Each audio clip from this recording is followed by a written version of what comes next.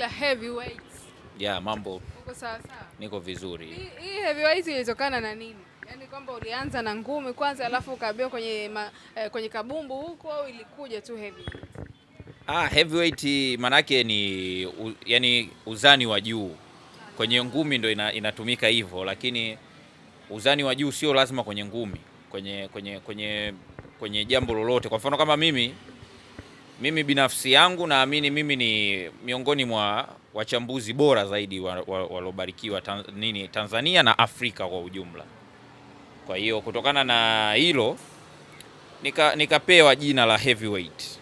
Unajua ni katika, kwa sababu mimi before sijawa mchambuzi nilikuwa sijijui kama na uwezo wa kuzungumzia mpira na watu wakauelewa kupitia mimi. Ila kupitia vile mabishano ya vijiweni nimeshawahi kupata nafasi ya kwenda kuwawakilisha mashabiki fulani kwenye kituo cha Azam TV, nikapewa zawadi. Ndo uchambuzi ukaanza kugrow hapo mpaka leo niko hivi, namshukuru Mwenyezi Mungu. Yeah. Sawa, jua ni kali Dar es Salaam, lakini hiyo haitupi sababu ya kuacha kuendelea kuzungumzia mpira. Mimi niende moja kwa moja kwenye points. Kuna mambo mengi sana ya kimichezo ambayo yamejitokeza, lakini kubwa zaidi ni kuhusiana na klabu ya Simba, namna ambavyo watu wamekuwa kiongelea hasa baada ya kupoteza mechi dhidi ya Azam FC. Tulizungumza pale baada ya mechi, ukasema baadhi ya wachezaji hawatakiwi waondoke, wafukuzwe. Sasa hivi tumepata muda mzuri wa kujadili pengine kwa mapana zaidi. Mimi natamani uniambie shida ilipo kwenye kikosi cha Simba ambacho katika kipindi hiki cha mapumziko ya kupisha ile kalenda ya FIFA na michuano hiyo ya AFCON itakaporudi tuione Simba ambayo imara na wana Simba wengi ndio ambayo wakihitaji. Unajua jambo la kwanza, ile video yangu wakati baada ya mechi pale nilikuwa kidogo wa moto, unajua wa moto. Lakini iko hivi, Simba ina changamoto fulani. Kwa mfano juzi kumefanyika kikao cha bodi ya wakurugenzi kwa ajili ya kuangalia tathmini ya kikosi pamoja na maboresho ya kikosi, si ndio? Sasa bodi ya wakurugenzi manake ni uongozi wa juu kabisa ndani ya klabu ya Simba, ambao wao wanafanya tathmini kulingana na maoni yao na maono yao ndani ya wanachokiona katika timu, si ndio? Sasa sisi wadau, kwa sababu tunapata taarifa kwamba Simba imekaa kikao, tunajua tu hicho kikao lazima kitakuwa kwa ajili ya maboresho ya klabu. Kwa hiyo sisi wadau wa mpira hatuna nafasi ya kuweza kutoa maoni kwa bodi kupitia kikao chao, ila tuna uwezo wa kutoa maoni kupitia vyombo vya habari ili wale wadau wa bodi ya wakurugenzi waweze kusikiliza kutoka kwetu. Sasa mimi Simba Sports Club nilivyoiona tu ina tatizo ambalo wao Simba pengine wanahisi kocha ni muhimu zaidi kwa sasa. Of course wako correct, lakini kuna possibility kubwa kocha akaja akafeli. Yani kufeli inamaanisha asiendane na yale malengo ambayo bodi wameyaweka kwa msimu huu. Kwa nini? Ndo tunakuja sasa kwenye msingi wa tatizo. Msingi wa tatizo uko wapi? Iko hivi, Simba chini ya Pantev na chini ya Selemani Matola imekuwa ikitumia wachezaji kadhaa. Nitaanza kwenye defense, nitaachana napo, nitakuja kwenye kiungo cha chini pale kwa Yusuf Kagoma na Alassane Kante, au sometimes Nabi Kamara na Kante, sometimes Nabi Kamara na Kagoma, whatever. Naachana napo. Tatizo langu naanza kulizungumzia kuanzia kiungo cha ushambuliaji kwenda kwenye eneo la ushambuliaji. Unajua kwenye timu lazima ili iweze kufunga mabao mengi na iweze kutengeneza nafasi nyingi na iweze kushinda mechi nyingi, lazima iwe na structure. Umenielewa? Structure zinatengenezwa nini na kitu gani? Structure zinatengenezwa na primary attributes za wachezaji. Wachezaji wana kitu kinaitwa primary attributes au speciality. Yaani mchezaji fulani ukimzungumzia Haaland unazungumzia mchezaji ambaye anajua kufunga. Ukimzungumzia Kevin De Bruyne unamzungumzia mchezaji anayejua kutengeneza nafasi. Ukimzungumzia labda Lamine Yamal ni mchezaji ambaye primary attribute yake ni kukokota mpira. Sijui unanielewa?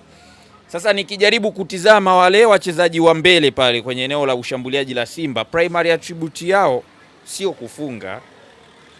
Hiyo jambo la kwanza. Viungo washambuliaji waliopo Simba, primary attributes yao sio kufunga. Morris Abraham primary attribute yake kutengeneza nafasi. Joshua Mutale primary attribute yake kukokota mpira. Eli Mpanzu primary attribute yake kukokota mpira. Sijui Neo Maema primary attribute yake kukokota mpira, kupiga pasi. Yaani hakuna mwenye primary attribute ya kufunga mabao alafu ndo kunasimama mshambuliaji mmoja. Kwa hiyo kwa bahati mbaya mshambuliaji ili aweze kufunga mabao mengi sana kama viungo hawafungi, hao viungo wanatakiwa wawe na primary attribute ya kutengeneza nafasi nyingi. Anayeweza kutengeneza nafasi nyingi labda Morris Abraham, labda, ila sio kama alivyokuwa anatengeneza labda mtu kama Clatous Chota Chama, sio rahisi. Kwa hiyo tafsiri yake nini? Simba inakwenda kwenye eneo la ushambuliaji bila washambuliaji, bila wachezaji wenye uwezo wa kushambulia vizuri, na ndio maana utakuta kuna vitu vingine ambavyo vinaonekana. Ili ufunge kuna vitu ambavyo unabidi uwe navyo. Kwanza, the more unavyoingia mchezoni, the more unavyobidi ucheze karibu na lango, ndo utafunga magoli mengi. Hakuna mshambuliaji ambaye umemwona ndani ya msimu anafunga goli kuanzia 20 alafu anacheza mbali na lango. Yaani yeye magoli yake mengi anapiga shuti la mbali, anafanya hivi. Huyo mchezaji hakuna. Hata ukifuatilia Haaland ambaye ndo striker bora sasa hivi duniani, anacheza karibu na lango as much as possible. Yaani anahakikisha anakuwa karibu na lango. Yaani yule last defender anacheza naye hapa na hapa, kitu ambacho pale Simba hakuna. Akifanya hivyo mshambuliaji atatoka tu kwenye eneo lake, kwa sababu viungo wanakuwa mbali naye. Na ndio maana nikawa nalalamika, nasema Simba hawana wachezaji wanaofanya mikimbio nyuma safu ya ulinzi. Maana ile safu ya ulinzi unavokuwa unafanya mikimbio nyuma yake, sio lazima ukafunge goli, lakini wachezaji wanaofanya mikimbio nyuma safu ya ulinzi wanaiamrisha ile safu ya ulinzi icheze vipi. Yaani muda huu mnatakuwa mcheze hapa, kwa sababu washambuliaji muda wote wako na nyie hapa, alafu safu ya kiungo sasa ndio itaamua itacheza vipi, kwa sababu safu yao ya ulinzi imeshabanwa huko.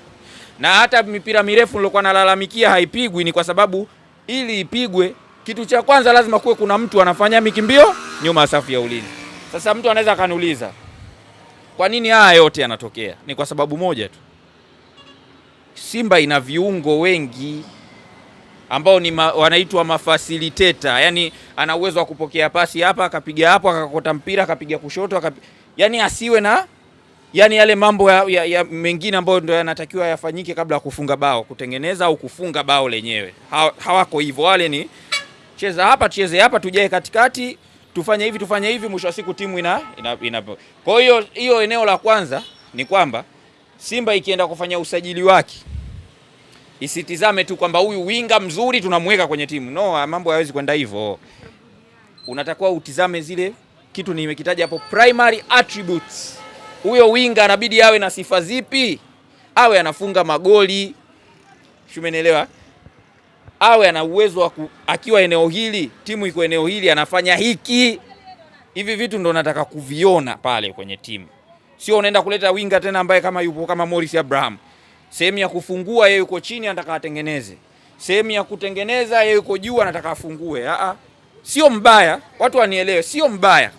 Lakini ili upate timu nzuri, zile primary attributes za wachezaji zinatakiwa ziendane na timu inavyotaka icheze.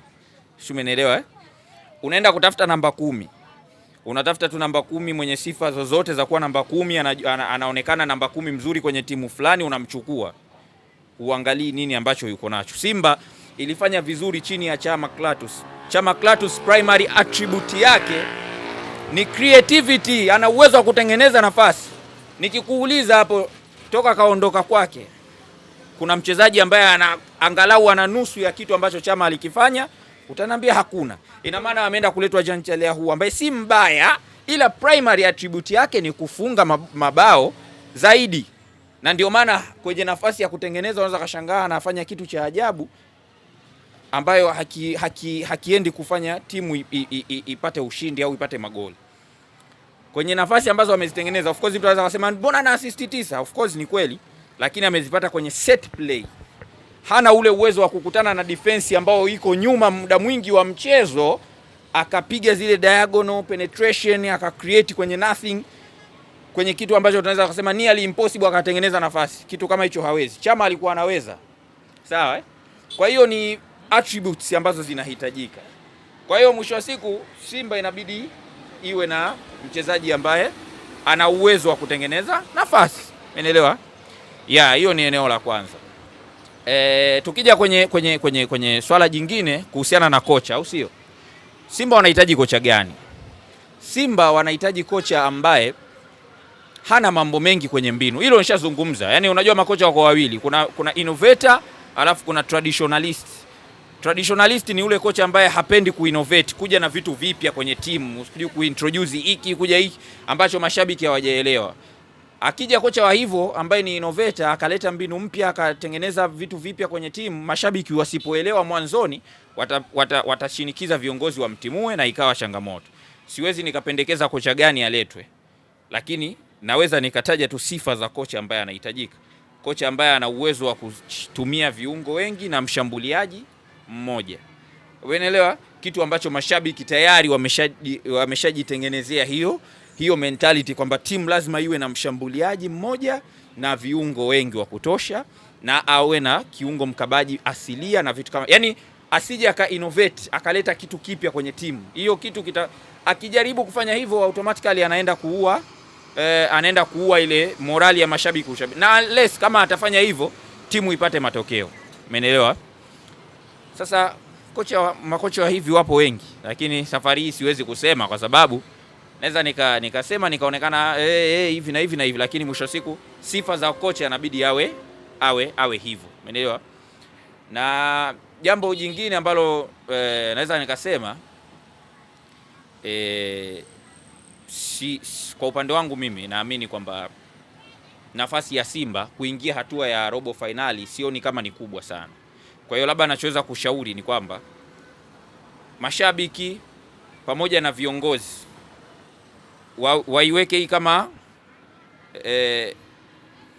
yani hewalla itakavyokuwa na iwe. Timu ikishindwa kwenda hatua inayofuata safi, ikienda added advantage, ili kuepusha milolongo au migongano mikubwa zaidi ambayo haina ulazima.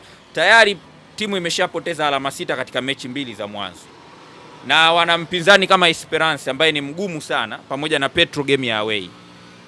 Game ya kuponea nyumbani labda ni dhidi ya Stade Malien. Sasa the more unavyokubali kwamba hii chance ya kwenda robo ni ndogo, na ndo the more unavyopunguza zile complaints ambazo hazina tofauti, na ukiaminisha watu kwamba tuna chance ya kwenda robo alafu timu ikawa haijaenda robo, automatically watu watakuwa na ghadhabu. Lakini ikubalike kwamba hakuna possibility kubwa ya Simba kuprogress, ili kusije kukatokea mgongano kwamba timu haijaenda hivi, kwa sababu ni mambo ya kawaida kwenye mpira. Umeelewa? Sio kila msimu lazima wewe uende, unakutana na timu ambazo pia ni nzuri na zinataka kwenda vile vile, kama Esperance, Petro, Stade zote zinataka kwenda hatua inayofuata. Kwa hiyo the more mashabiki wanavyotengenezewa mazingira ya kujua kwamba kuna haya matokeo ya hivi, the more timu inapata utulivu, kwa sababu mara nyingi utulivu unakosekana pale ambapo mashabiki wanategemea kitu fulani alafu kinatokea opposite, ndo jambo linapoanzia. Kwa hiyo akija kocha mpya akashindwa kuipeleka timu hatua ya robo finali, ni kitu ambacho mashabiki na viongozi wanabidi wakubaliane nacho na wampe nafasi. Wasianze kumhukumu katika mechi hizi, itakuwa ni jambo gumu sana. Wakubali tu kwamba hata kama atafungwa 5 whatever, yani hata kama itatokea kuna humiliation hapo kwenye aina ya mabao wanaofungwa, wastick naye tu as long as wamemwamini na wamemreview, wameona ni kocha sahihi, wampatie chance. Mengine hayo waanze kumpima sasa msimu unapo, sababu mimi chance ya Simba kuprogress naiona ni ndogo. Sio kwamba haiwezekani, lakini ni nearly impossible, yani inakaribiana na kutowezekana kabisa. Kwa hiyo kwa upande wangu sioni kama kuna haja ya kumpa pressure kocha mpya ambaye atachukuliwa katika kikosi cha Simba. Umeelewa? Kwa hiyo kwa upande wangu naamini vitu kama hivyo ndo vitu ambavyo vinaweza vikairudisha Simba kwenye nafasi yake ya kufanya vizuri, na whatever itakavyokuwa, bado still Simba ni timu kubwa na ina nafasi ya kujiimarisha zaidi.